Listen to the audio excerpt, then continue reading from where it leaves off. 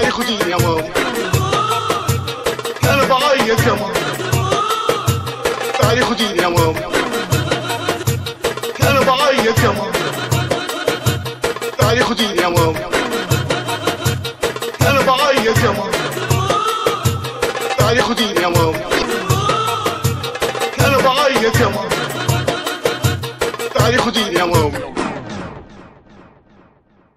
منها الديمقراطية، لأن نحن لا نقول فقط أن الديمقراطية حرام، بل الديمقراطية كفر.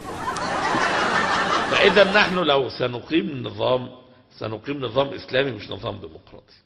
طيب النظام الإسلامي الشورى فيه مقيدة بألا تخالف الشرع. الشورى لا تلزم تكون أحزاب، بل لا يجب ولا يجوز.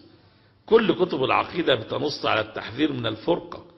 الشورى يعني الإمام يشاور الأمة، مش في ناس قاعدين في كراسي المعارضة وناس قاعدين في كراسي الحكم، وما فيش تداول سلطة. وعقد الإمامة عندنا عقد أبدي إلى أن يموت الإمام.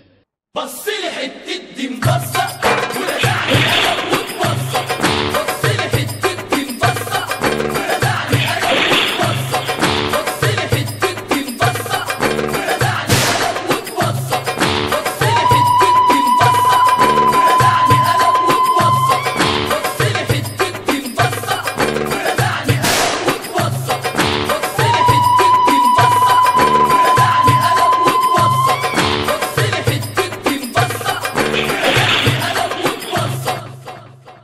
لأن نحن لا نقول فقط أن الديمقراطية حرام، بل الديمقراطية كفر.